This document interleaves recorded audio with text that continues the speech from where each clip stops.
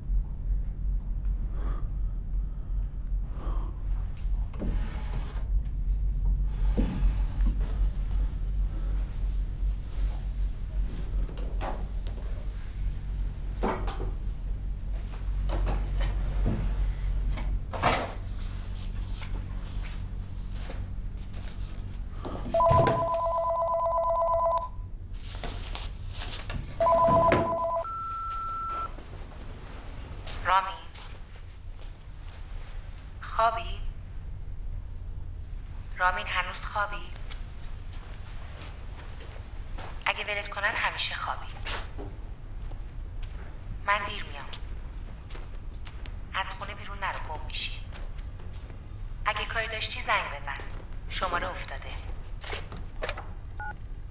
شما میترا خانم هستین؟ شناختی؟ حد زدم. چیزی هم یادت اومده؟ نه هنوز منتظرم شما بیاین حرف بزنیم. کی بیدار شدی؟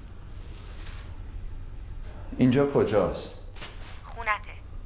صبح مرخص شدی. وقتی آوردمت هنوز خواب بودی. چی کار میکردی؟ الان خوابیده بودم، داشتم خواب میدیدم. چی؟ همون خواب قبلی. مرده بودم. آره. بار اولت نیست. این دفعه یکم فرق میکرد. کامل تر بود. افتاده بودم پایین پله ها. همین خونه بود، شما بالا سرم وایساده بودین. دقیق نمیدیدمتون، اما تو خواب مطمئنم که خودتون بودین. بعدش هم یادمه که روی میز ناهارخوری دراز افتاده بودم. لازم نیست انقدر رسمی صحبت کنی، من زنتم. اینام که میگی خواب بوده، اتفاق نیفتاده. فراموشش کن. خونرم به هم نریز، من تا شب برمیگردم.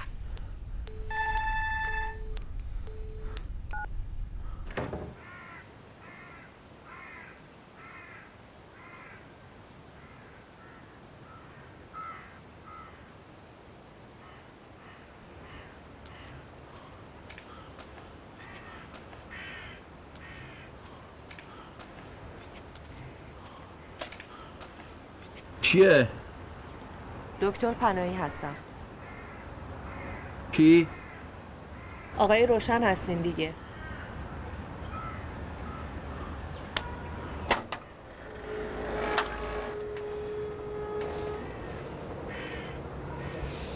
گویا به خاطر اتفاقی که براتون افتاده فراموشی گرفتین. درست میگم؟ بله. واسه امروز قرار داشتیم. تو بیمارستان که بودیم حرفشو زدیم. یادتون میاد؟ فکر میکنم همسرم مخالفه. اما میخوام همه چی رو بدونم. الانم چیزی نمیدونه. شما هم که چیزی بهش نمیگی. ما از اسرار مریضامون با کسی حرف نمیزنیم. خیلی خوب. حالا باید چی کار کرد؟ امروز فقط میخوایم در مورد چیزای کلی صحبت کنیم. یعنی چی؟ بذارین از اینجا شروع کنیم که شما چی یادتون میاد.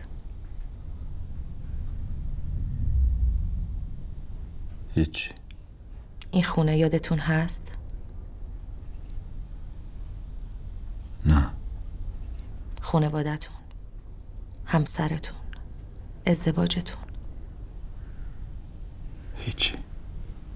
ما به یه نقطه شروع احتیاج داریم. واسه همین بهتره بدون اینکه خودتون رو نگران این چیزا کنین ذهنتون رو آزاد بذارین. باشه؟ امیدی هم هست. فکر میکنین مگه چی شده؟ شما فقط به خاطر یه حادثه چیزایی رو فراموش کردین. اونا هیچ جا نرفتن. همشون همین جا.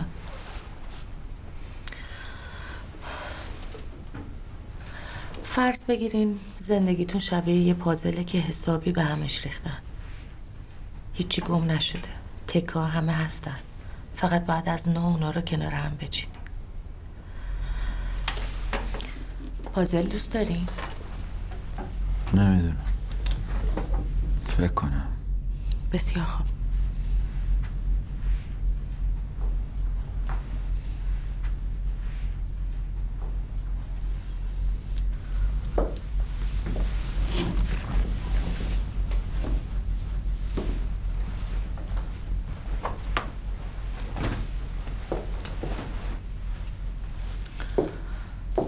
اینجا دراز بکشین.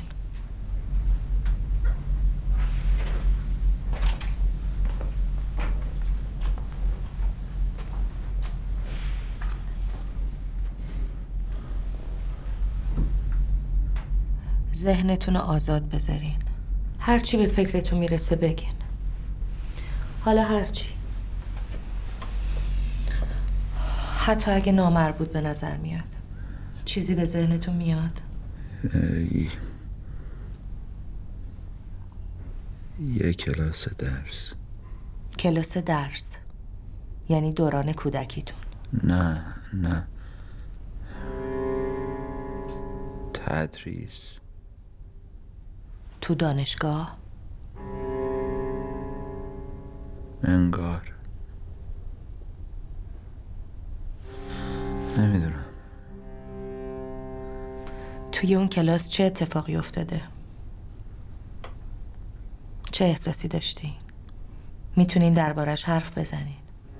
احساس میکنم جوان‌ترم. پرشور. شیفته. یه جوری انگار عاشقم. چی یادتون میاد؟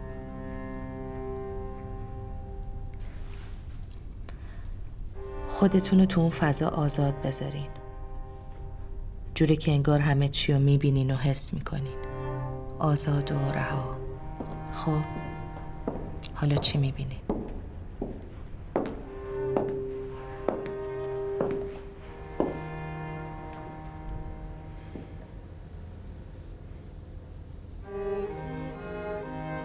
مدیتیشن میکردی؟ قرار بود با هم حرف بزنیم. تمام شب همینجوری تو خونه قدم میزدیم. بعضی وقتا یه چیزایی مینوشتیم. نویسنده بودم. دوست داشتی باشی.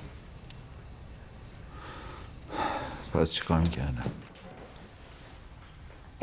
وقتی حافظت برگشت به منم بگو. یه جوری حرف میزنی انگار از من خوشت نمیومده. قبلا شاید، ولی الان فقط یه جور بی‌حسیه. یعنی چی بحثی؟ شده بودی مثل یکی از اینا. دیگه برام با دکور خونه فرقی نداشتیم. مثل سایه‌ای که همیشه باهاته. من چی دوست داشتم؟ آره داشتیم. بعضی وقتا ساعت‌ها میشستی یه گوشه و زل میزدی بهم. بیشتر کارهای خونه‌رم خودت تنهایی میکردی. تو این چیزا یه سری قواعد داشتیم. چه قواعدی؟ چه میدونم. هر وقت پیش اومد بهت میگم.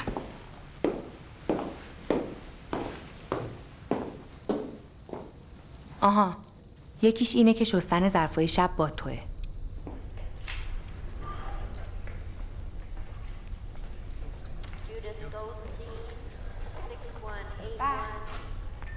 قرار بود با هم حرف بزنیم. یادته درباره اتفاقاتی که افتاده؟ ما فقط 2 ساله با همیم. از قبلش هم خبر ندارم. چاخانم زیاد کردی. چیا میگفتن؟ میگفتی خانوادت مردن که فکر کنم یکی راست باشه. این خونه رو اونا برات به ارث گذاشتن. میگفتی قبلا یه ماجرای عاشقونه داشتی که خرابش کردی. بعدم با من آشنا شدی. میبینی؟ حرف زیادی واسه گفتن نیست. من هنوز هیچی راجع به خودم نمیدونم. میتونیم با هم حرف بزنیم. اون رامین قبلیه رو ترجیح میدادم، چون حداقل کم حرف بود.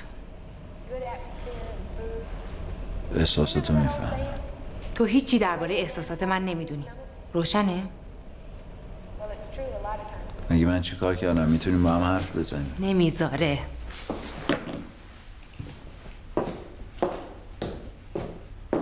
من که الان اون نیستم. پاشو برو بخواب، وقت خوابته.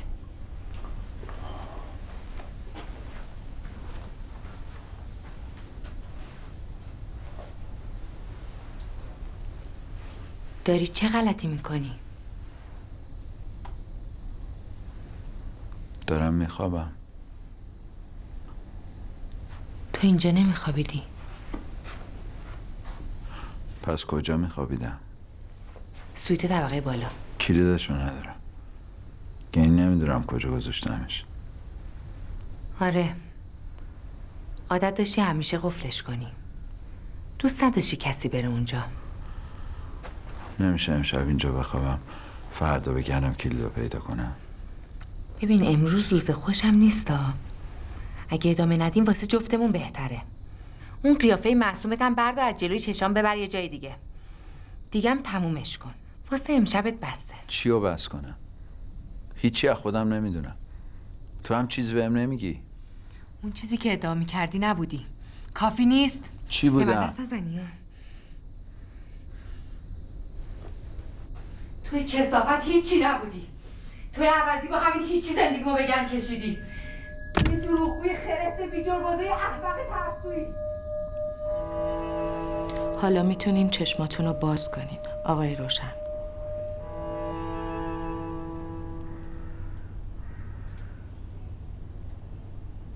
شما کی اومدین؟ خیلی وقت نیست، خودتون که میدونین. شما وقتی من خوابم میایین و میرین؟ نمیدونم درباره چی حرف میزنین. چیزی که به هم تزریق نکردین. تو این شرایط شما بیشتر باید به این فکر کنین که چی رو تونستین به خاطر بیارین.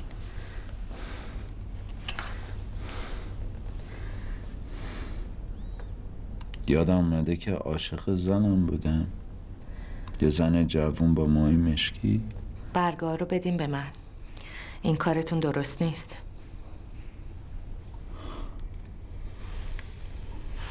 تصمیم داشتم ترکش کنم. باید بذارین این دوره درمانی درست تیشه، وگرنه به نتیجه نمیرسیم. اینا رو من گفتم. شما فقط چشماتون رو بسته بودین، واقعا که خواب نبودین. منظورم اینه که اینجور نبوده که مثلا تو خواب دارین حرف میزنین. یادتون نمیاد؟ شما حافظه‌ای ندارین. حتی خاطراتی که خودتون تعریف کردین و یادتون نمیاد. این چطور ممکنه؟ تا حالا دربارش با همسرتون حرف زدین؟ همسرم فکر میکنم همش خوابه، اصلا میترایی وجود نداره. میفهمین چی میگم؟ منظورتون چیه؟ یعنی خیالاتی میشین؟ یا مثلا چیزایی رو میبینین که بقیه نمیبینن؟ به نظرتون این ممکنه من تو این شرایط نتونم تشخیص بدم چی رو دارم خواب میبینم چی رو نه؟ من همسرتون رو ندیدم، نمیدونم چی باید بگم. راستش هرچی که هست، چه تو خواب چه نه، دیگه دوستم ندارم. نمیدونم چرا میگیر اون حرفا رو زدم، چون وضعم الان برعکس چیزیه که میگین. شما حافظتون رو ندارین. از کجا میدونین کدوم حقیقت کدوم نیست؟ ولی خوبیش اینه که خیلی چیزا رو میتونین حس کنین، حتی اگه یادتون نیاد. به نظر من بهتره اینطوری بهش نگاه کنین. شما چند سالتونه؟ چطور؟ ازدواج کردین؟ جدا شدیم. اما درست میگین، یه چیزی هست که با همه وجودم میدونم یه روزی وجود داشته. احساس میکنم بچه داشتم.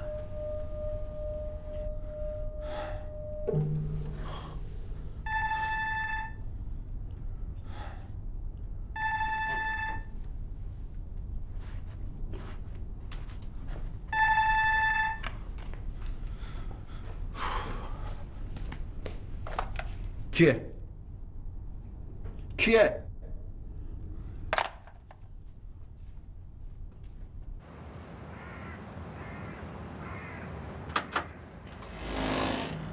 بله. ببخشید ما تلفنی با هم قرار گذاشتیم، یادتونه؟ آقای رامین روشن هستین دیگه، درسته؟ بله. به خاطر آگهیتون مزاحم شدم واسه پرستاری بچه.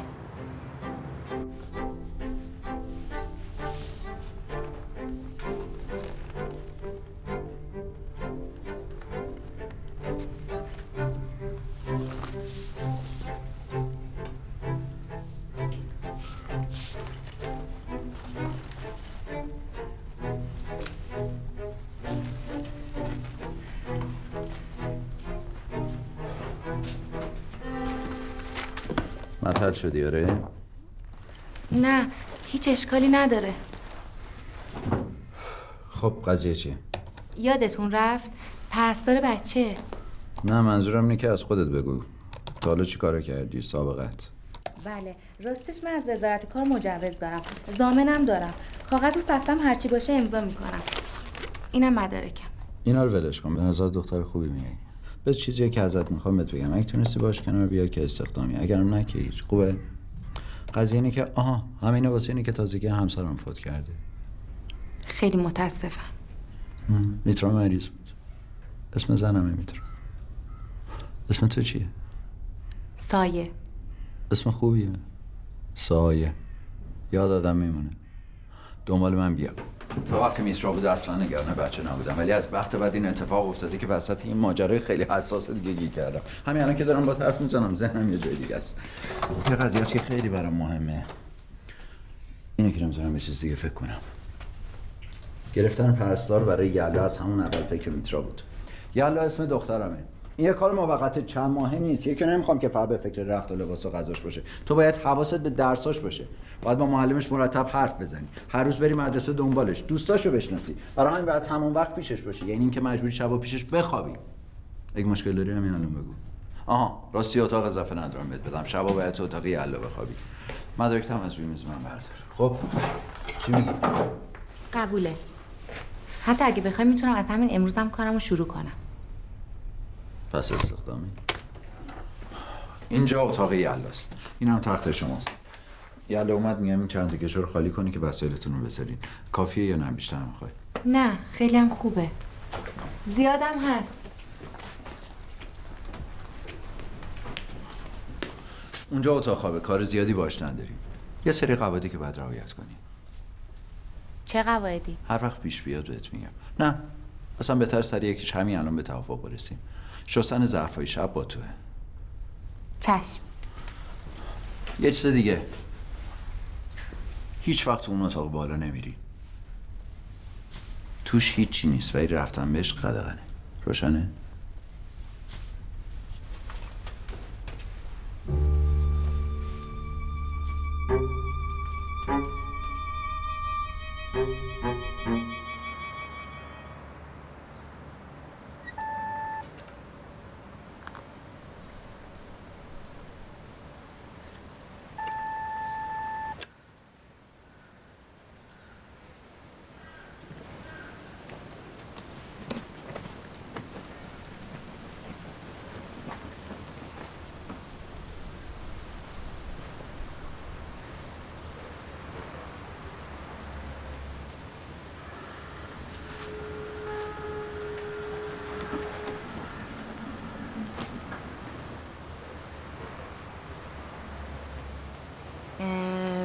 تو باید یلدا باشی، درسته؟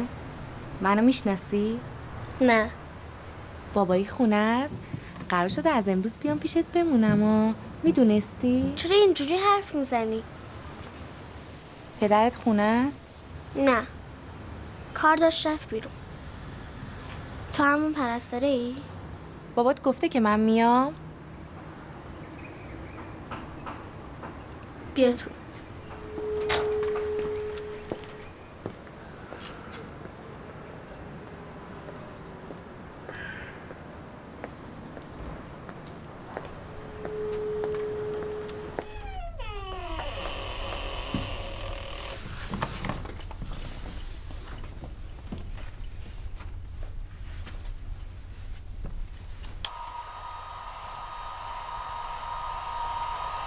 روی داره نخوندی؟ چیز به خصوصی نوشته؟ امتحان کن.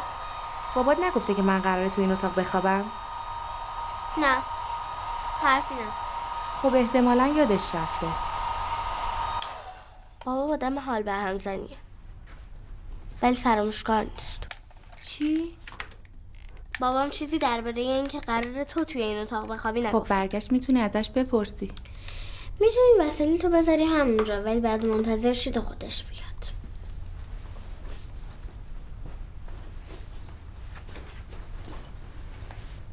قرار بود 2 تا از کشوها رو واسه من خالی کنی.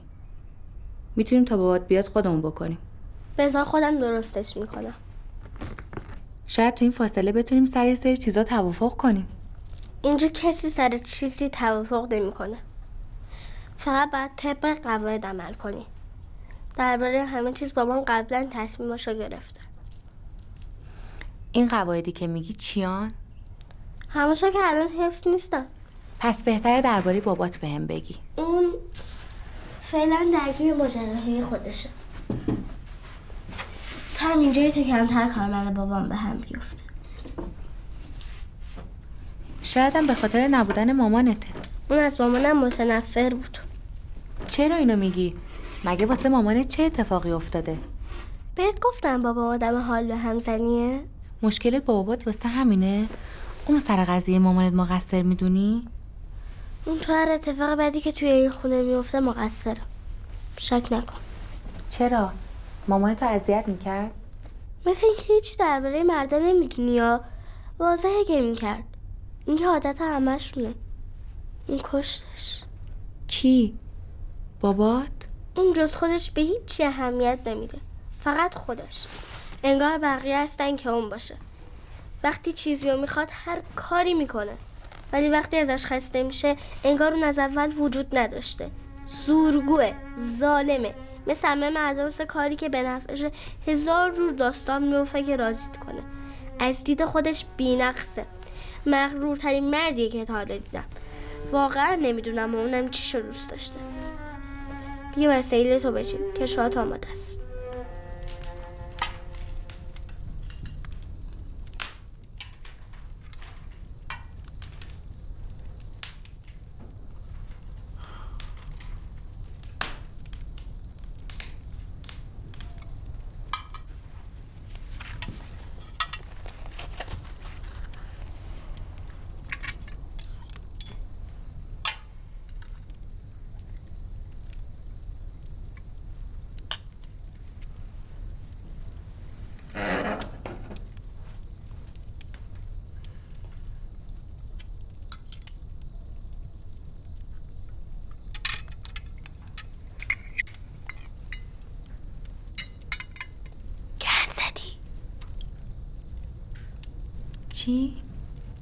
چی میگی؟ خراب کردی. ماکارونی دوست نداره.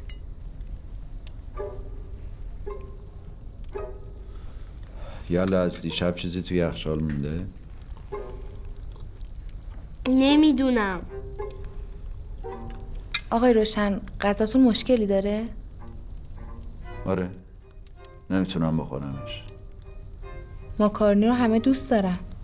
من دوست ندارم. ببخشید. تقصیر شما نیست، یادم رفت بهتون میگم. لطفاً تمیزش کن.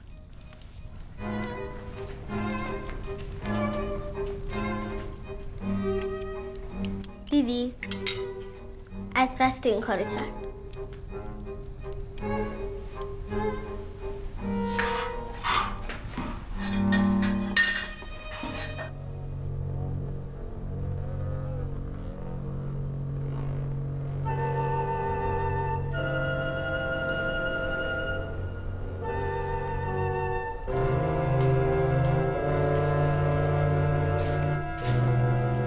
paint this too? Yeah, it's a sand painting with bullet holes. Want a cigarette? Yeah.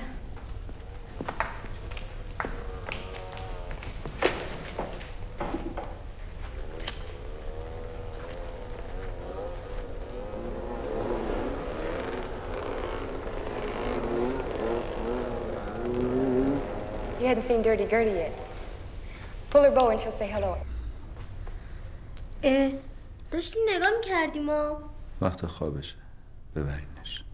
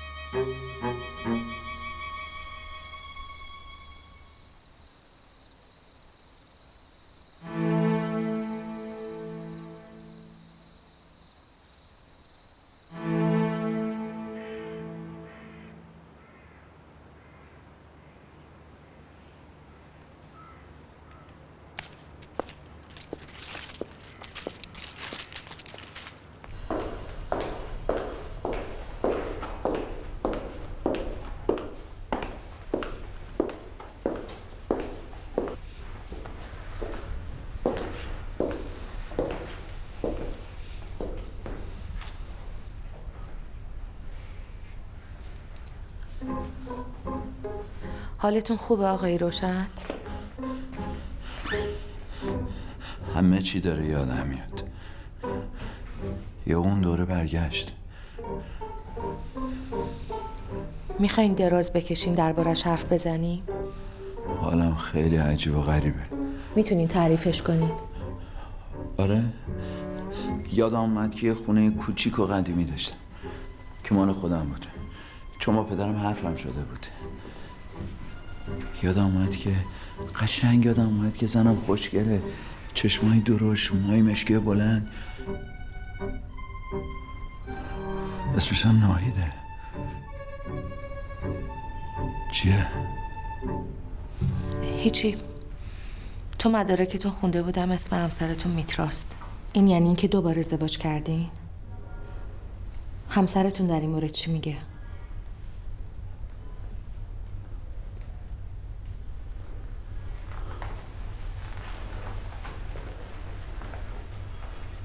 اون میگه از گذشته من چیزی نمیدونه.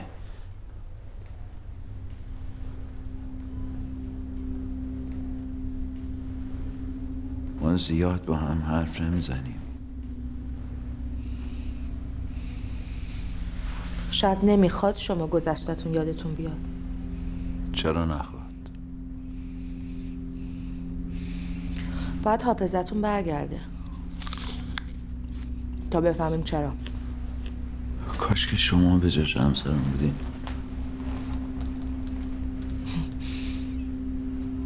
به چی میخندین؟ قشنگ میوه میخورین. یه حرکاتی هست که بعضیا خیلی ظریف انجامش میدن. همین اعمال روزانه رو میگم. مال هر کی یه جوره. اما بعضیا اونقدر ظریف پیش پا افتاده ترین حرکات رو اجرا میکنن که دوست داری بارها ببینیش. شما چقدر عرق کردین؟ حالتون خوب نیست؟ تهوع دارم. اما شما که اینجا این خوبم. چقدر داغین؟ با اجازهتون الان برمیگردم.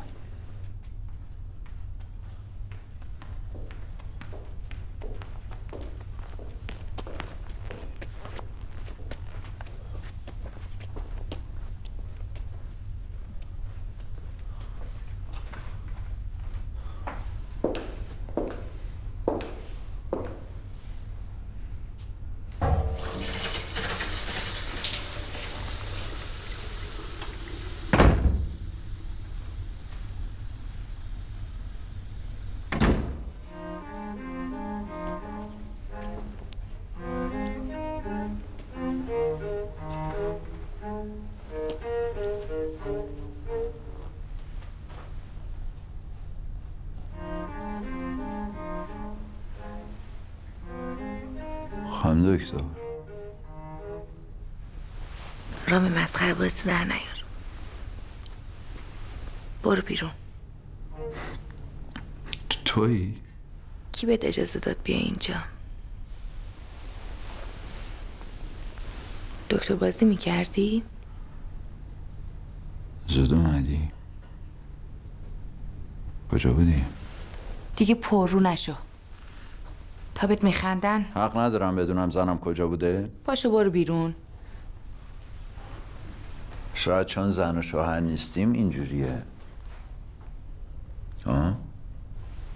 خبری بوده من نبودم؟ لازمه دوباره حرف بزنیم. یه سری چیزایی که بهم گفتی عوض کنی. فکر نمی کنم. حالا برو بیرون، میخوام نمیگم باشم. دروغ گفتی ولی خیلی چیزا رو بهم نگفتی. تو آدم مزخرفی بودی. این همه چیزی که لازم بدونی. تا حالا اسم ناهید به گوشت خورده؟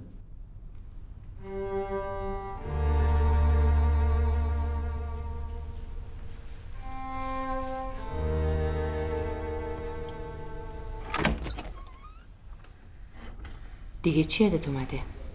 پس خبر داشتی؟ اول باید بدونم دیگه چی یادت اومده. این که زن اولم بوده کافیه؟ فکر کردی اینو تا کی میتونی قایم کنی؟ شاید فکر کردی اون که یادش نیست. یه جور نشون بدم که انگار فقط من تو زندگیش بودم. آها، پس اینجوری به یاد آوردی.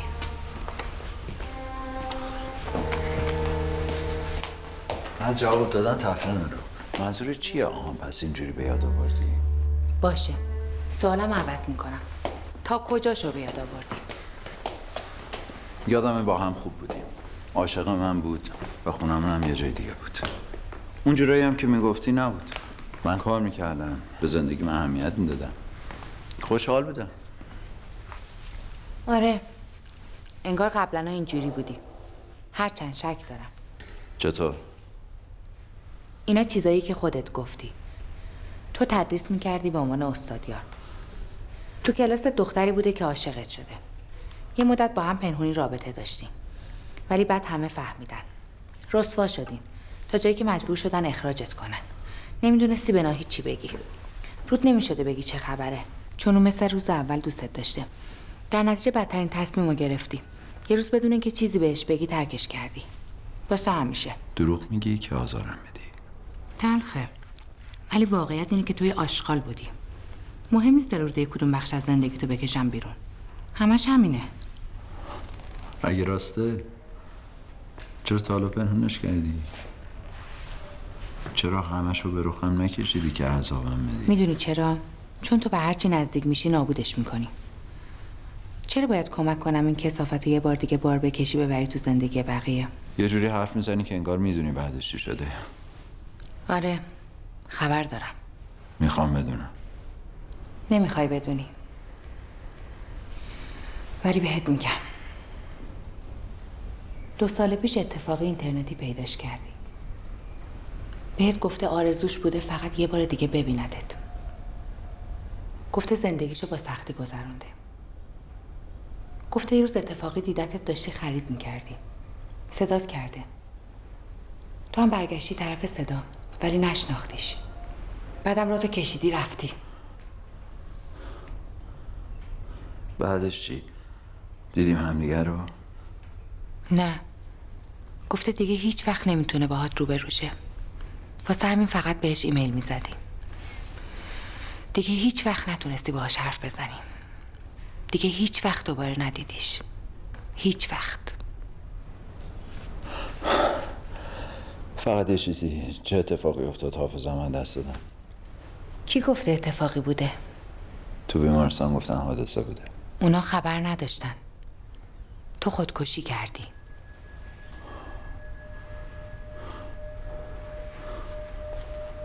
مگه سرم ضربه نخورده بود؟ نمیدونم. من خونه نبودم. وقتی حافظت برگشت به منم بگو چه خبر بوده. با عقل جور در نمیاد. با عقل کی؟ تو؟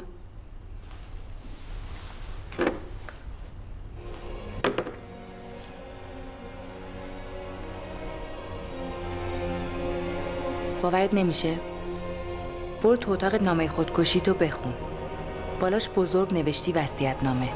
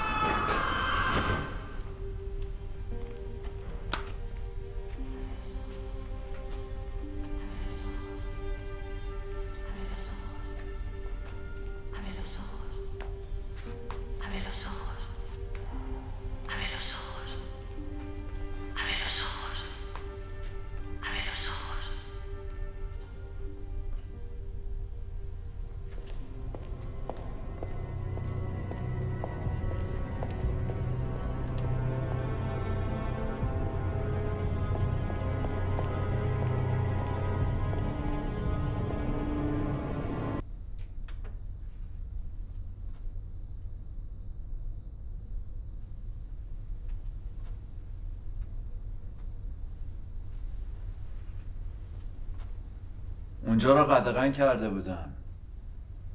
فراموش کردی؟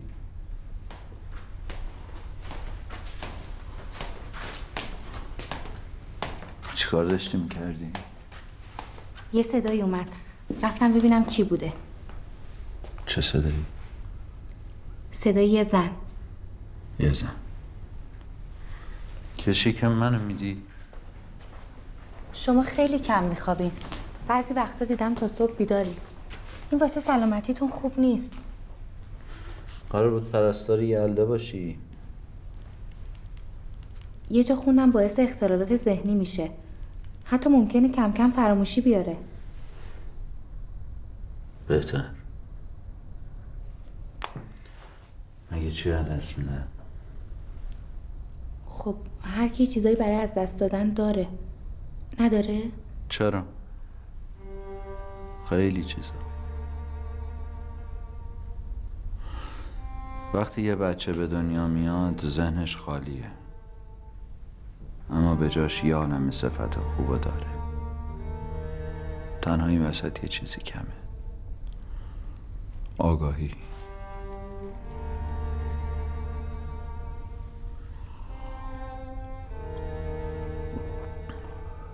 قراری که بفهمی کیه. بگذاریم از اینکه موفق میشه یا نه.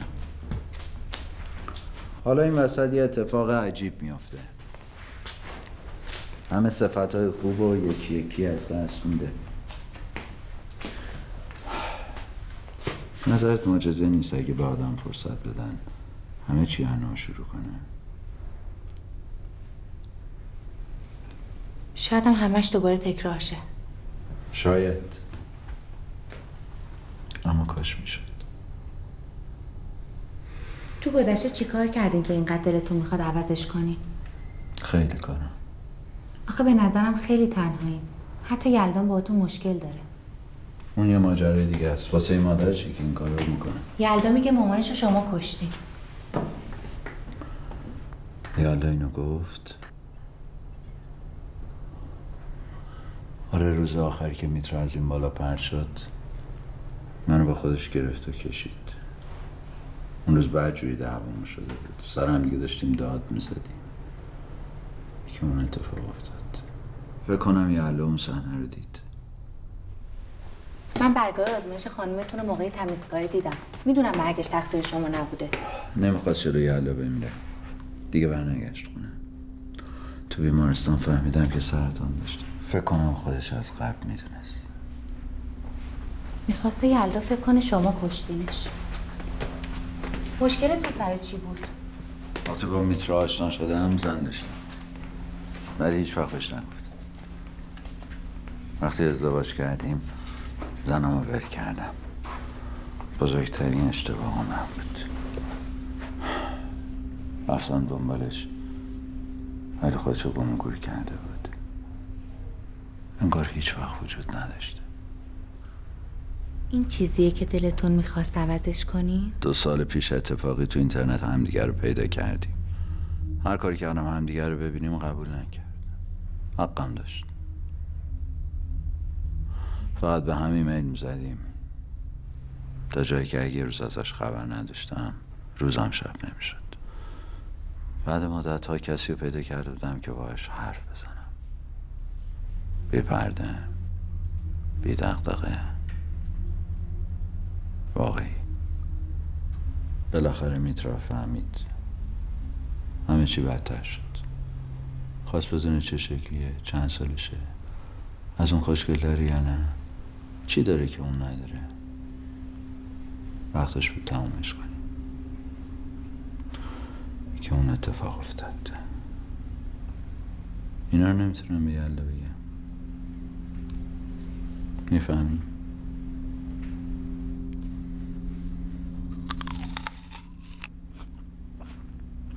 اینطوری میترام یه جور دیگه انتقامش ازتون گرفته. به چی میخندین؟ بهتون گفتم که چقدر شبیه مادرم این. نه جدی؟ به نظرم یه حرکاتی هست که بعضیا خیلی ظریف انجامش میدن. همین اعمال روزانه رو میگم، مال هر کی یه جوره. ولی بعضیا پیش پا افتاده ترین حرکات رو جوری انجام میدن که دوست داری بارها ببینیش. بعضی از فیلم ها رو میشه به خاطر ایجاد یه تجسم ابدی از یه منش نایاب شاهکار دونست. اینطور چیزا رو آدم کم میبینه. مادرم هم همینجوری بود. بابا اینی که الان گفتی مینویسی؟ میخوام فردا واسه احسان بخونمش. احسان کیه؟ تو کلاس زبانشونه. پسر خوبیه. برو بخواب، ببرینش.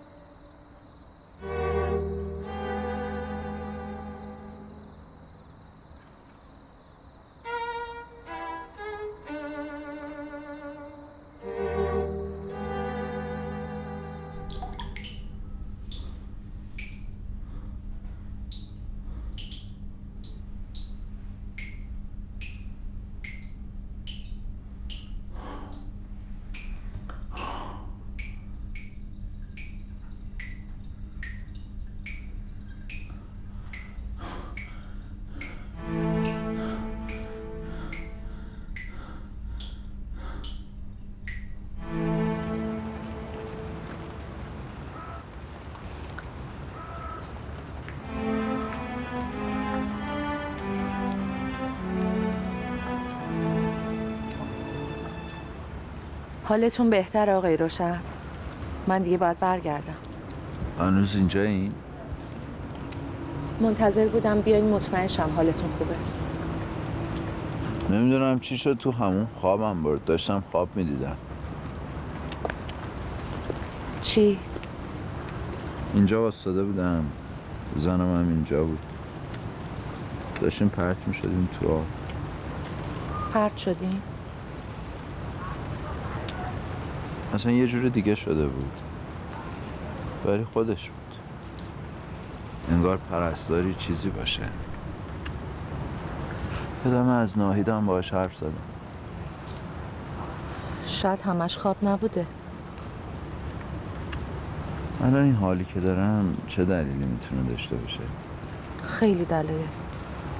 میتونه بر اثر یه فشار حاد باشه یا تعارض شدید روانی. میتونه بر اثر یه حادثه باشه یا یه ضربه شدید به سر. بعضی وقتا هم هر دوش.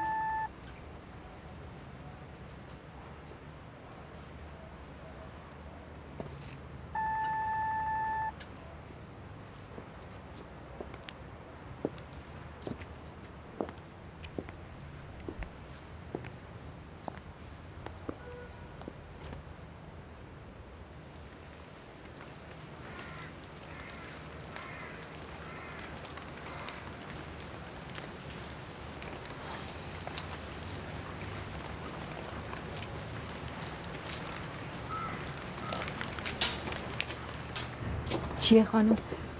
آقای روشن تشریف دارن؟ نه. چی کارشون داشتی؟ واسه دیدن خونه اومدم.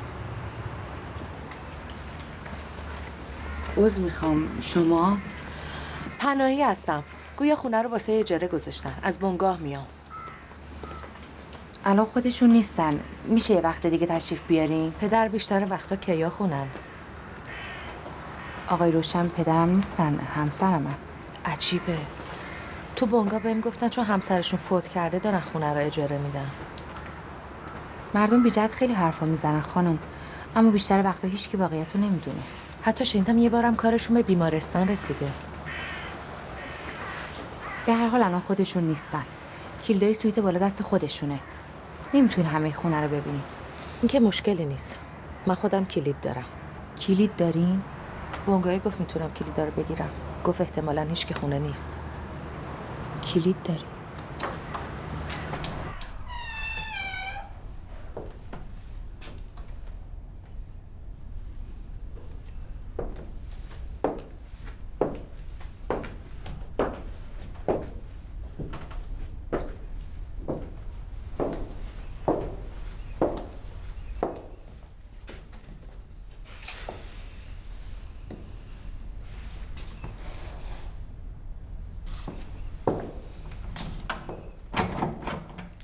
باید کلیدش پیش رامین باشه.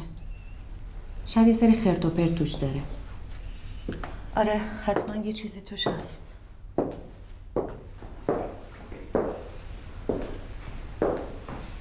هم قشنگ هم ساکت.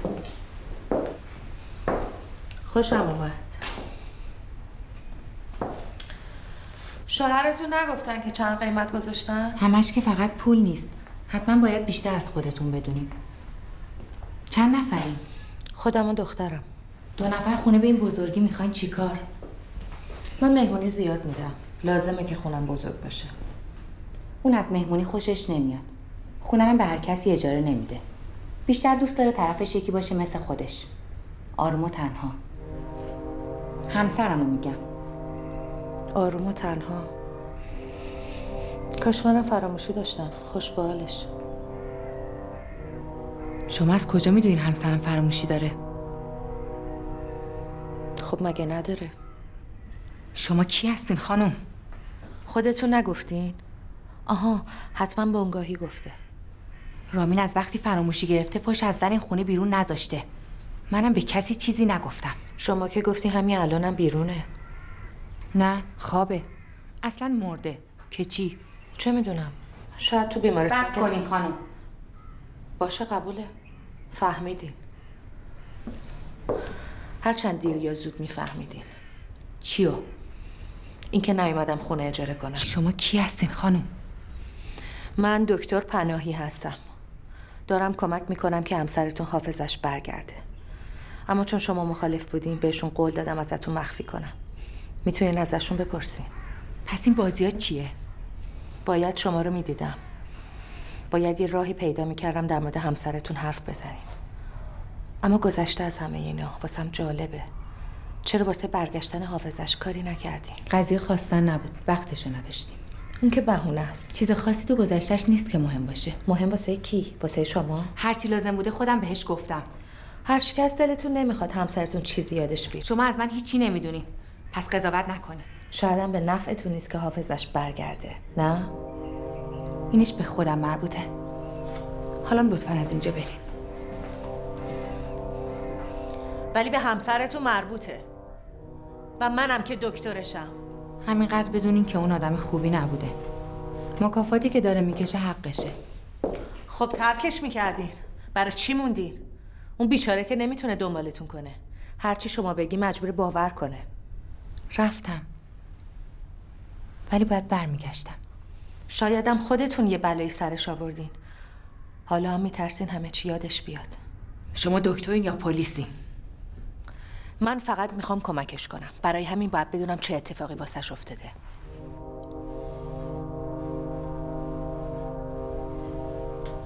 من خونه نبودم. نمیدونم چه بلایی سرش اومده. حالا وقتشه از اینجا بریم. توی خونه یه بچه زندگی میکرده. اگه نرین به پلیس زنگ میزنم. خب بزنید.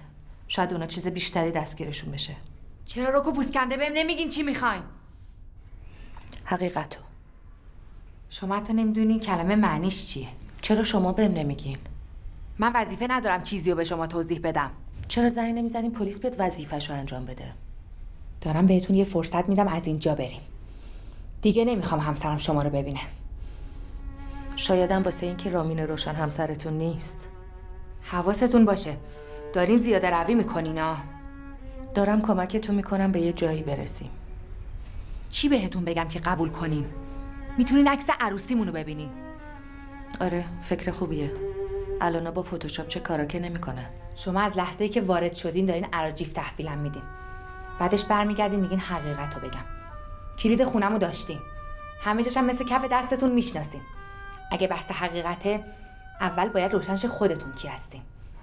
اگرم اینقدر مطمئنین من دارم دروغ میگم پس رو راست بگین فکر میکنین من کیم. من نمیدونم شما کی هستین. ولی خوب میدونم کی نیستین. واضح حرف بزنین. شما میترا روشن نیستین. خودتونم نمیدونین دارین چی میگین.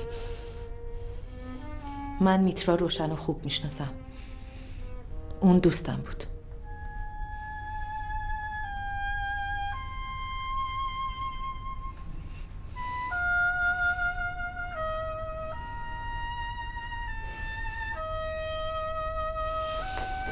باشه.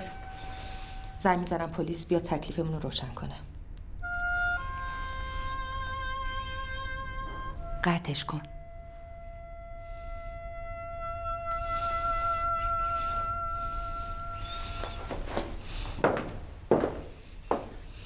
تو کی هستی؟ اولین باری که دیدمش واسه پرستاری بچه اومده بودم. اینا رو ولش کن. بگو چرا؟ وسط حرفم نپر.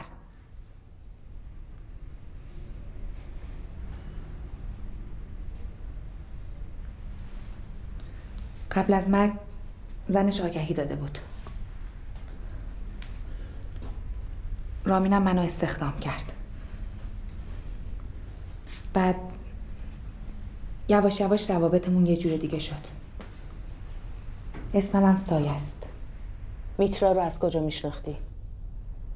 نمیشناختم. پس چرا الان میترایی؟ تو این موقعیت راحت تر میتونستم انتقاممو بگیرم. مگه چی کارت کرده؟ نمیتونم بگم. خصوصیه. تو داری فریبش میدی. واسه اون که من و میترا فرقی نداره. اون فکر میکنه ما یه نفریم. داری کاری میکنی که احساس کنه آدم بیارزشی بوده، ولی نبوده. چرا تأخیرش میکنی؟ تو دوستش داری. چی؟ تو عاشقشی. واسطم مهم نبوده یکی اسمشو گذاشته میترا. تو نمیتونی تحقیر شدنشو تحمل کنی. چیشو دوست داری؟ اون یه تیکه آشغاله. تو هیچی ازش نمیدونی. من باش زندگی کردم. آره زندگی کردی. چند وقت؟ فکر میکنی چی ازش میدونی که من نمیدونم؟ خیلی چیزا. چی مثلا؟ میدونم وقتی از کسی خوشش میاد از غذا خوردنش تعریف میکنه. میدونم وقتی عصبانی میشه دوست داره دستاشو بگیری زیر آب جوش. میدونم داره درد میکشه چون وسط عشق دوتا زن گیر افتاده. میدونم شب تا صبح بیداره اونقدر گریه میکنه تا به حق حق بیفته، جوری که وقتی با خودش حرف میزنه آدم فکر میکنه داره صدای یه زن رو میشنوه. تو کی هستی؟ بهت که گفتم دکتر پناهی، میترا پناهی. من زنشم، همسر رامین روشن. اون مرده. سرطان داشت. خب بعضیا معالجه میشن. اگه اینجور بود رامین میدونست. خب میدونست. مزخرفه. اولش نمیدونست ولی بعد یه کاری کردم بفهمه نمردم. اصلا ولش کن. تو میدونستی همسرت داره با یکی که ادعا میکنه زنشو، میگه اسمش هم میتراس زندگی میکنه. چرا هیچ کاری نکردی؟ پس الان فکر میکنی به اسم دکتر روانکاوش اینجا چیکار میکنم؟ خب چرا مستقیم نیومدی بگی من زنشم، تو داری اینجا چه غلطی میکنی؟ خودتو بذار جای من. یه هفته بعد از اینکه رامینو ترک کرده بودم متوجه میشم چند روز بیمارستان بستری بوده. میرم اونجا میبینم درسته. یکی به نام میترا روشن مدارک پرونده رامینو امضا کرده. آره. خودم بردمش بیمارستان. خودم هم مرخصش کردم. حالا تو بگو. از یه طرف میخواستم ببینم اینجا چه خبر بوده. از یه طرف به خودم میگفتم اینا همش یه بازیه که رامین را انداخته تو منو بکشه اینجا. مگه چیکار کردی؟ چرا فکر میکردی ممکنه رامین برات تله گذاشته باشه؟ دلایل خودمو داشتم. کاری کردم که نمیتونم بگم. اینجوری خودتو قانع کردی. آخرین باری که باش بحثم شد از اینجا پرتم کرد پایین. آره اینجوری خودمو قانع کردم. من یه جور دیگه شنیدمش. بیا بهت نشون بدم چه اتفاقی افتاد. تو موقعیت من بودی، منم جای اون ایستاده بودم. بعد این شکلی حالم داد پایین.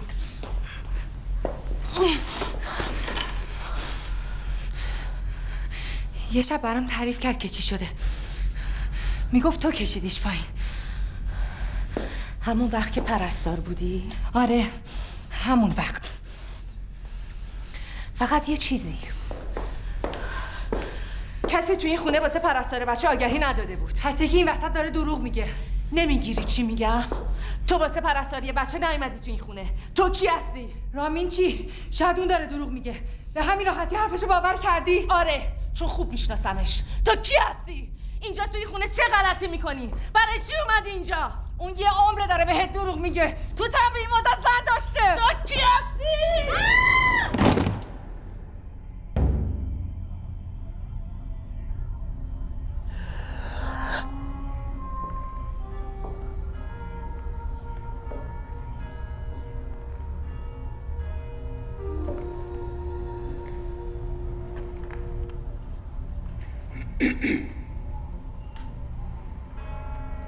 Excuse me, sir.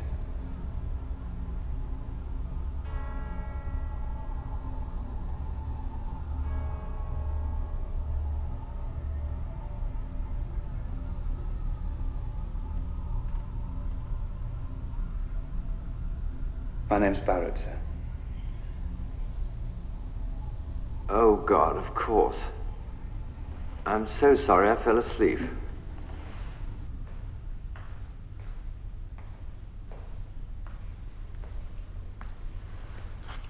Too many beers at lunch, that's what it is. Do you drink beer? No, I don't, sir.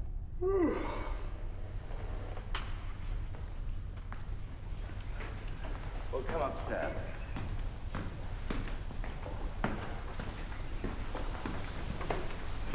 We can sit down.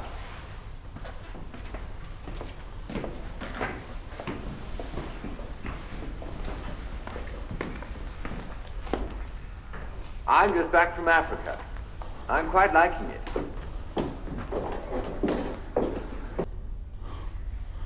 خوابیدی؟ اگه شب خوب نمیخوابی؟ نمیدونم چیم شد یه خوابم بود. داشتم این خواب عجیب میدیدم. همیشه کی میرفتی دنبال یلدا؟ ای وای ساعت چنده؟ لازم نیست.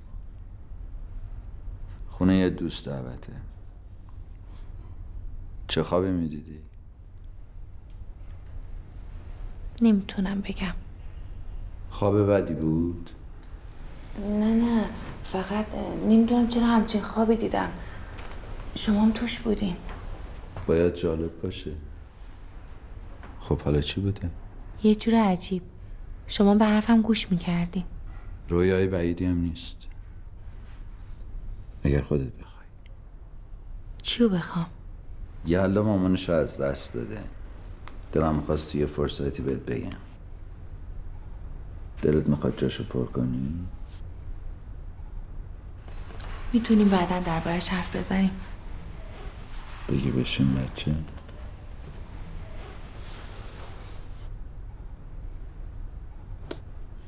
فکر کنم اونقدر تو این خونه بودی که بتونی شرایطو درک کنی. جایی هم که نداری بری. هیچکی هم بیرون منتظرت نیست. منم یه آدم تموم وقت میخوام که فکر کنه اینجا خونشه. میفهمی چی میگم؟ دارم بهت فرصت میدم که هم شغلتو نگه داری هم یه چیزای دیگه گیرت بیاد. اگه دختر تیزی باشی میگیری چی میگی؟ فکر نمیکردم همچین آدمی باشین. چه جور آدمی؟ من جای دخترتونم. یعنی میخوای بگی نمیدونستی دیر یا زود کارمون به اینجا میکشه؟ دخترتون حق داره. آدم حالش ازتون به هم میخوره. حیوون.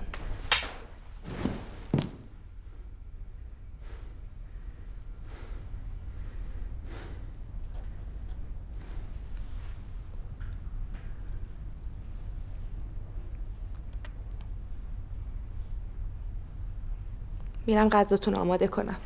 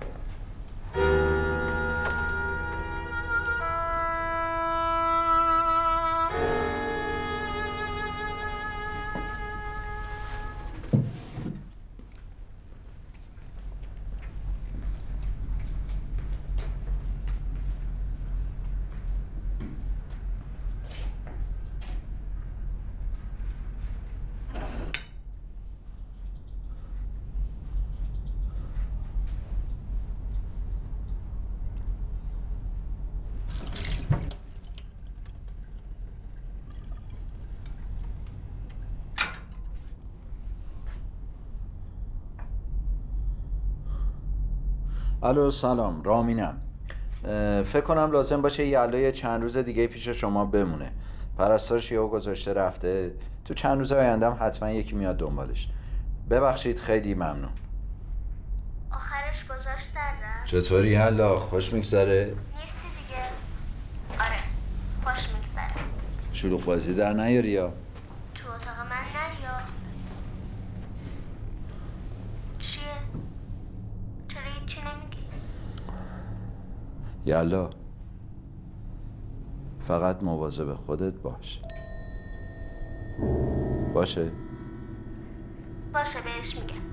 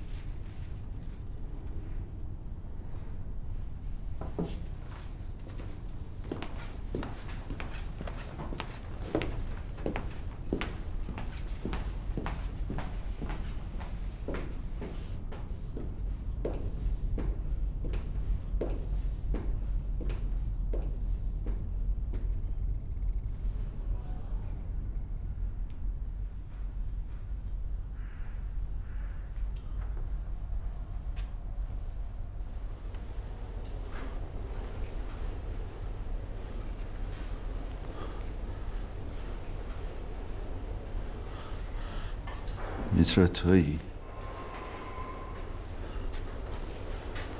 میترا چته؟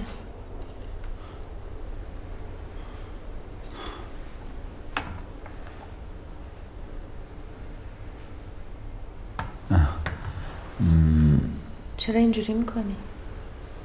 تو زنده ای؟ دوست داشتی میمردم نه؟ نه معلومه که نه. اینجا چه خبر بوده من نبودم؟ یا الان خوابم یا همه این مدت داشتم خواب میدیدم. نمیدونم چه شده. چه خوابی؟ چی میگی؟ تو نبودی یه عالمه اتفاق افتاده. میخواستم بمیرم. چون من نبودم؟ واقعا فکر کردی من مردم؟ خودت گفتی کاری بهم نداشته باشی. یادته؟ دنبالم نیای. اینجور وقتا باید بری دنبال زنت ببینی چه بلایی سرش اومده. نباید بری؟ دیگه چه فرقی میکرد؟ دیوونه. چرا میخواستی خودتو بکشی؟ مگه همش خواب نبوده؟ نه همش انگار. و چه اتفاقی افتاد؟ هیچی. مرده بودی.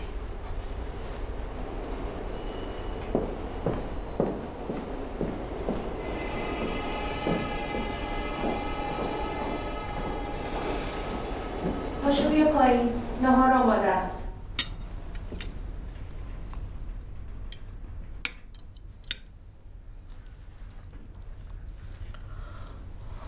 پس چرا هیچی نمیخوری؟ گشنم نیست. چرا؟ قرمه سبزی که خیلی دوست داشتی. میگی چه اتفاقی افتاده؟ بی شوخی. کجا؟ اون بالا. هیچی. فکر کنم من به موقع رسیدم. فقط باید چند روز استراحت میکردیم. مگه نگفته بودم حق نداری بری اونجا؟ چرا گفته بودی؟ همیشه فکر میکردم که برای چی این حرفو زدی؟ مگه اون بالا چیه؟ دیدی که هیچی. تو به اون میگی هیچی؟ چطور؟ چی شده مگه فکر میکنی چی دیدی؟ دارم فکر میکنم حق با تو بوده. شاید بهتر بود نمیرفتم اون بالا. نه میخوام بدونم. چی رو میخوای بدونی؟ اون اتاق، اون تناب، تازه این همش یه بخششه. خودت که بهتر میدونی.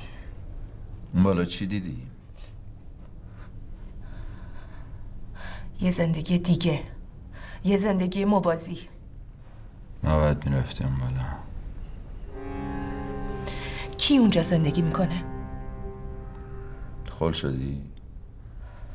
هیچکی؟ منظور منم دقیقاً این نبود. اینا همش واسه اینه که بتونم بنویسم. هرچی دلت میخواد اسمشو بذار. تو خیلی عوض. جواب منو بده. وقتی اون بالای کی پیشته؟ هیچکی. تنها. اون بالا برای خودت یه خونه زندگی کامل درست کردی. بیشترش مال مادرم یادگاریه. ولی به نظر همه چیز یه جور دیگه میومد. نه همه چی. منظورت چیه؟ وقتی اونجایی، وقتی تنهایی، چرا هیچ نشونی از من و بچت اونجا نیست؟ اونجا یه جوریه که انگار ما وجود نداریم. انگار یه خونه دیگه است. بی خود داری پیچیده‌اش میکنی. خب تو ساده‌اش کن. کدوم واقعیه؟ واقعی واسه کی؟ من؟ خودتو به اون راه نزن. بستگی داره کدوم طرف وایساده باشی. واقعیتی در کار نیست. از هر طرف نگاش کنی یه شکله. حالا کیه که داره پیچیده‌اش میکنه؟ میخوای جواب ندی نده. اصلا بلش کن. یلدا کجاست؟ خوبه نگران نباش. این مدت بهش چی گفتی؟ راستشو گفتم مردی. میبینم همچین بعدت هم نمیومد اینجوری بود. همونجور که خواسته بودی براش پرستار گرفتم. پرستار؟ کو؟ تنها دختری بود که دیدم تونسته باش کنار بیاد. پس دختره. ترجیح میدادی یه پسر بیارم پرستارش باشه؟ وقتو تلف نکردی. شروع نکن.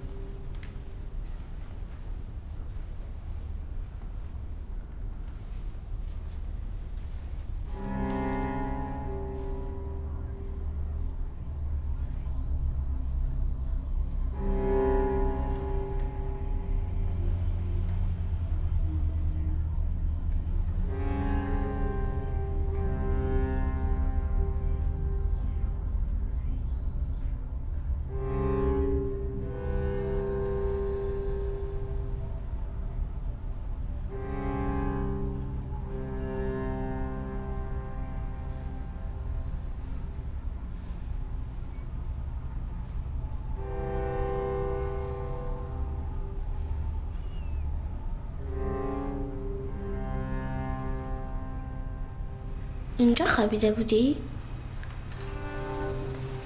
مامانت کو؟ یادت نیست؟ اون مرده. از کی اینجایی؟ بابات کجاست؟ خوابیده. اونجاست. مامانت میگفت تو رو برده پیش خودش. کجا بودی؟ یه جایی چند وقت مهمون بودم. چطور؟ میشه بگی چته؟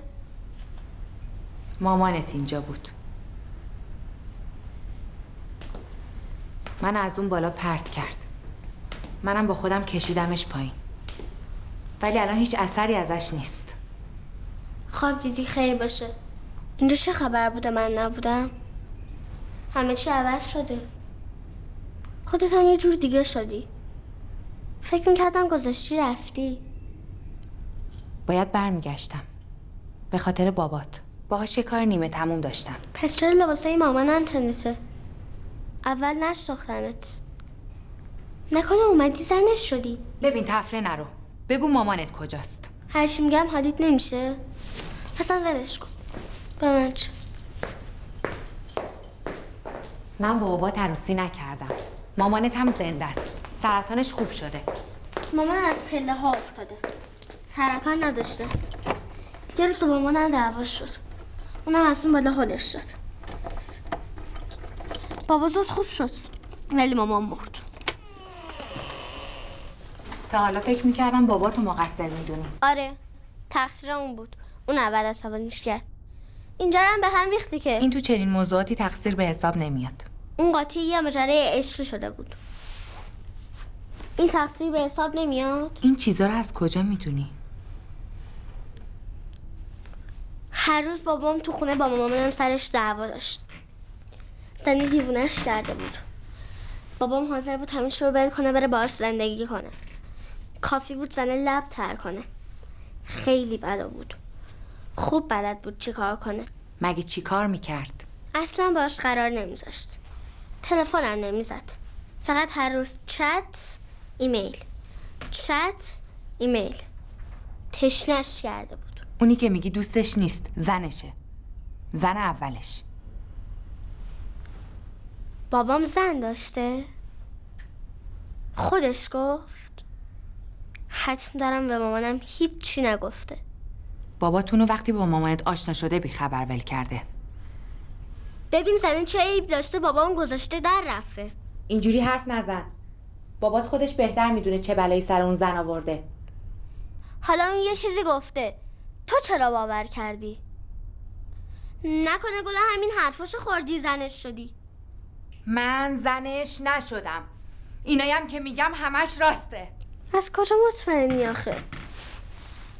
همجوری یه حرفی میزنی ها؟ واسه اینکه اون زنو میشناسم. آره میشناسی. حتما میشناسی. رو چه حساب؟ چون اون زن مادرمه.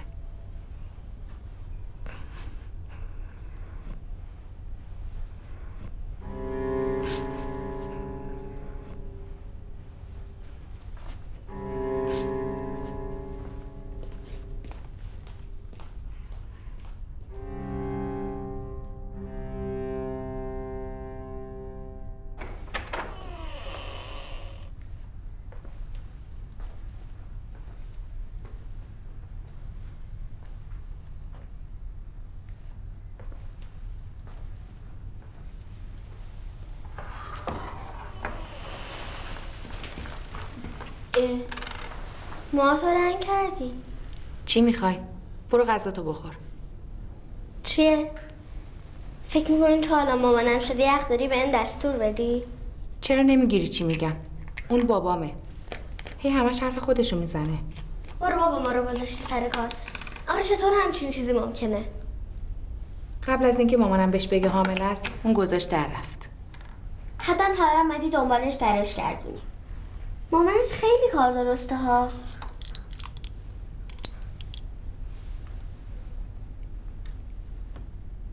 تو چی میگی واسه خودت؟ پس چرا تو اومدی؟ چرا خودش نیومده؟ از چی ترسیده؟ یلدا بس. ترسیده بابا هنوز آماده نباشمش رو ول کنه بیاد باهاتون زندگی کنه؟ اون چنین فکری نکرده. اصلا هم نمیخواسته برگرده که اینقدر ازش طرفداری نکن. 2 سال تمام با نامه‌هاش بابامو دیوونه کرده. یلدا بسه، خستم کردی. قبلشو نمیدونم، اما از وقتی که بابامو پیدا کرده چسبیده بهش. زندگیمون رو ریخته به هم. ما که نمیدونستیم همچین کسی وجود داشته. میدونستی؟ بس کن. آقا چرا داره تلفیشو سر ما در میاره؟ بس نمیکنن. جواب بده. چرا خودش نیومده؟ واسه اینکه مرده. ها؟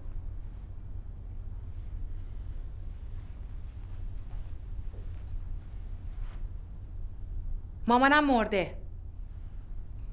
مامانم هیچ وقت واسه کسی نقشه نکشیده. منم فقط میخواستم ببینمش. همین. میخواستم ببینم چه شکلیه. چقدر نسبت به عکسی که یه عمر داره از رو تاقچه بهم لبخند میزنه پیر شده. باید میدیدمش. حتی شده واسه یه بار. برو اون لباسا رو از تو کمد بیار.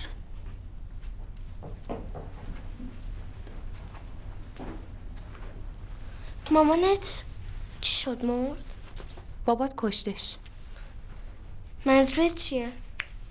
مامانم وقتی فهمید اون به خاطر یه زن دیگه ولش کرده دق کرد. این تو چنین موضوعاتی تقصیر به حساب نمیاد.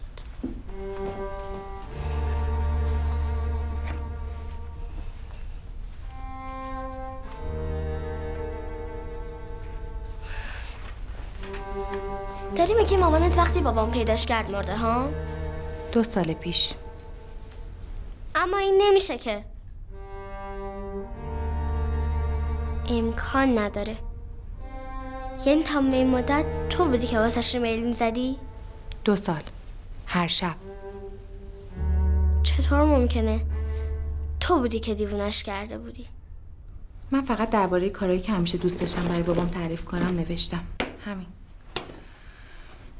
بعد فوت مامانم دلم میخواست با یکی حرف بزنم. یه شب واسش نوشتم دلم گرفته. سریع جوابمو نوشت.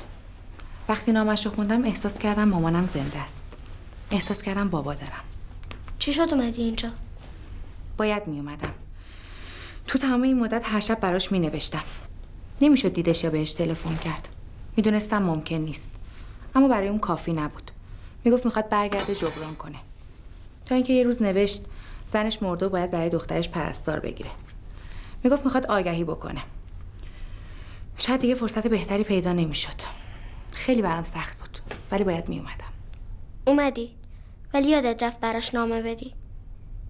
حالا میخوای چیکار کنی؟ گفتم که دارم میرم. بابام باشد بهش چی بگم؟ تو از پسش برمیای.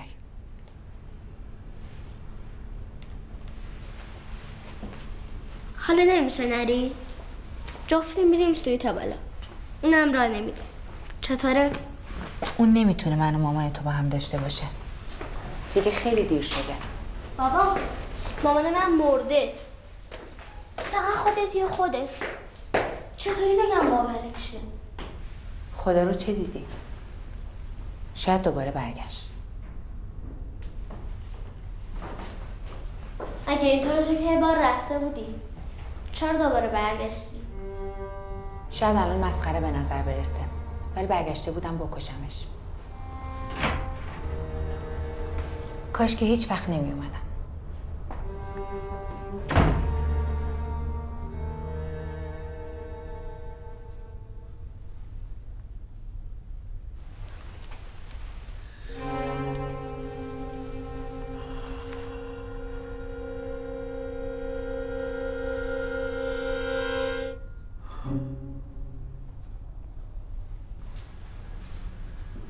Dick Laurent is dead.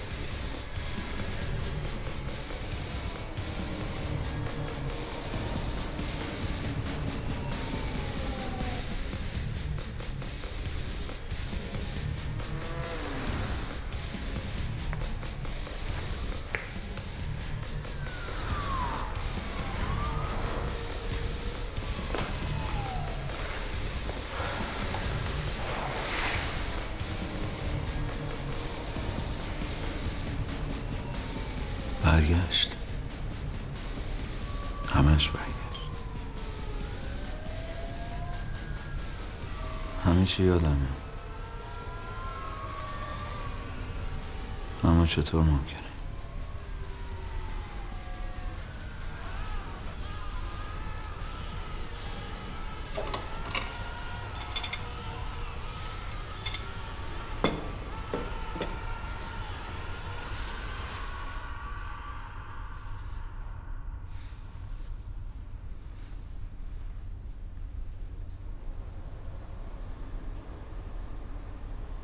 Funny how secrets travel on.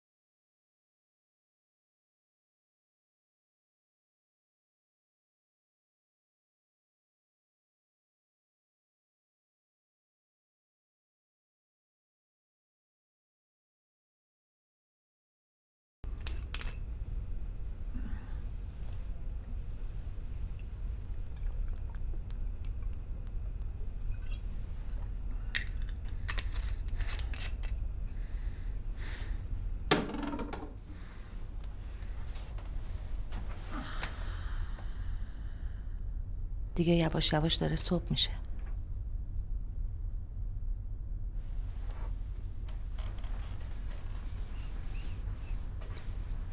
از سر شب منتظرتم.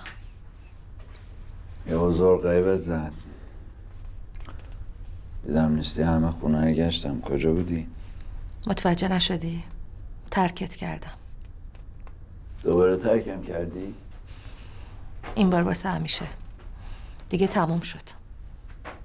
فکر کردم برگشتی که بمونی. آره، برگشته بودم که بمونم. بازم خرابش کردی. چی میگی؟ این چیه؟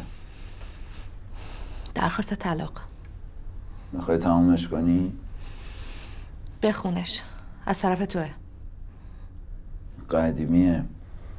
همون موقع که تصمیم گرفته بودی دیگه برنگردی، یادته؟ منظورت همون موقعی که تو بیمارستان ولم کردی تا بمیرم؟ ببین میترا، من اصلا حالم خوشی. باشه بس فردا. فردا دیره. وایسا حرف بزن. از چی حرف بزنیم؟ از چیزی که تموم شده؟ آره تموم شده. چون هنوز اینجا دلت با یکی دیگه است. اون دیگه نامه هامو جواب نمیده. خودت که رمز ایمیلامو داری؟ چک کن. بس کن. من یادداشتاتو خوندم. تو هنوزم واسش نامه میدی. مال خیلی وقت پیشه. پس این چیه؟ اونم قدیمیه. مال اون روزیه که اتفاق افتاد. اون اتفاق نبود. تو میخواستی خودتو بکشی، یادته؟ تو هم قرار بودیم بالا نه، یادته؟ تو وصیت‌نامه‌ت هیچی واسه دخترت نذاشتی. اون دختر واقعی نیست، فراموش کردی؟ چرا مزخرف میگی؟ زده به سرت؟ آره. همون بحثای قدیمی رو داریم تکرار میکنیم. میدونی چرا بیمارستان برنگشتم؟ آره. گفتی. برای اینکه حالت ازم به هم میخورده. برای اینکه داشتی میمردی. تو هیچی نمیدونی. دلت میخواست دخترت فکر کنی که من از بالای پله حالت دادم مردی. که یه عمر از من بدش بیاد. خوب میدونم چرا برنگشتی. برنگشتم چون حامله بودم.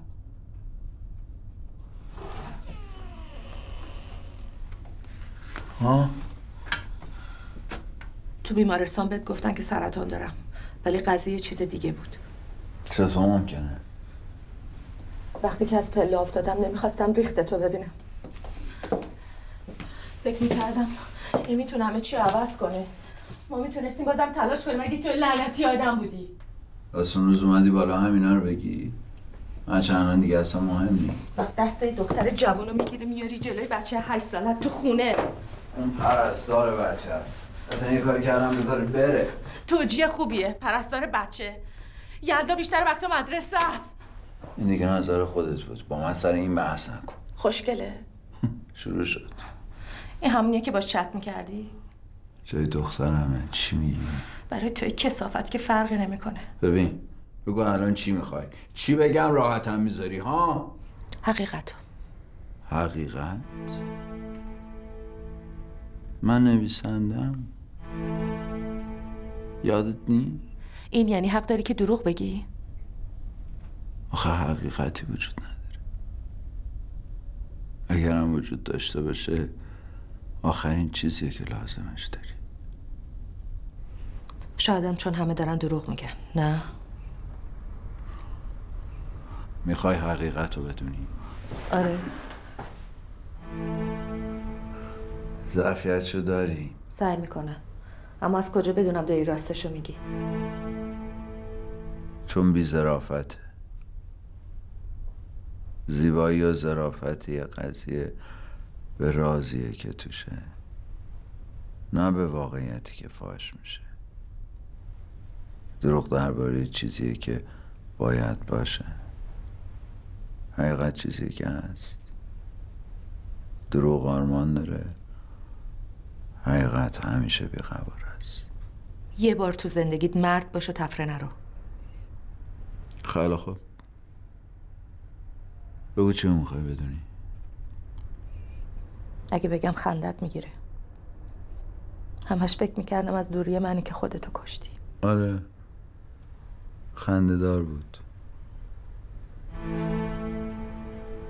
یه جوری باورش سخته که یه روزی عاشقم بودی. شایدم نبودم.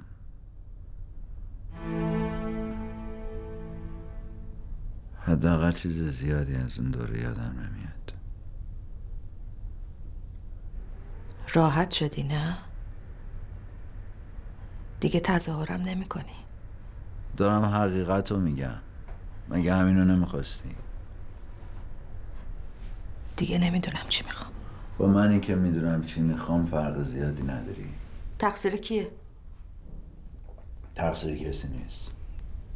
مگر از همه اون چیزی که بهش میگیم حقیقت خبر داشتیم هیچ کدوم این کار رو نمیکردیم. اما تو تقصیر کاری. تو یه کاری کردی که عاشقت بشم. این تو چنین شرایطی تقصیر به حساب نمیاد. وقتی اینجوری حرف میزنی حالم ازت به هم میخوره. حق داری. همه یه پوست دار خودمون کشیدیم، به چیزی دیگه هم کاری نداریم. یه زندگی بی هدف توی جاده بی سر ته، مثل یه پیست مسابقه که انتهاش اولشه. مثل یه پیست مسابقه که انتهاش اولشه. فلسفه بافی شروع شد. مگه غیر از اینه؟ آخرش به اینجا میرسی که اونایی که بیشتر میدونن بیشتر دروغ میگن. اونایی هم که کمتر میدونن بیشتر باور میکنن. قضیه از جای پیچیده میشه که تو هم دروغ میگی هم خودت باور میکنی. واسه اینه که هیچکی تقصیر نداره. حالا چطور ممکنه این زندگی کوفتی ادامه پیدا کنه جز این که یکی از اون یکی کمتر بدونه؟ تو فقط یه نویسنده کثافتی که بلدی با کلمات بازی کنی. اگه اینجوری خنک بشی هر چی دلت میخواد بگو. اصلا همش رو بنداز گردن من. ولی فکر کنم فهمیده باشی که دیگه همیشه تموم شد.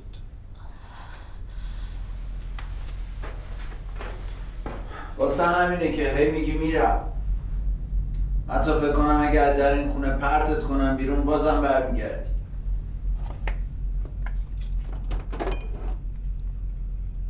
یه سوالو به خودت جواب بده.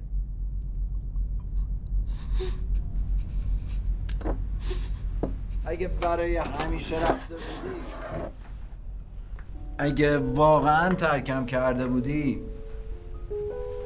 پس الان برای چی برگشتی؟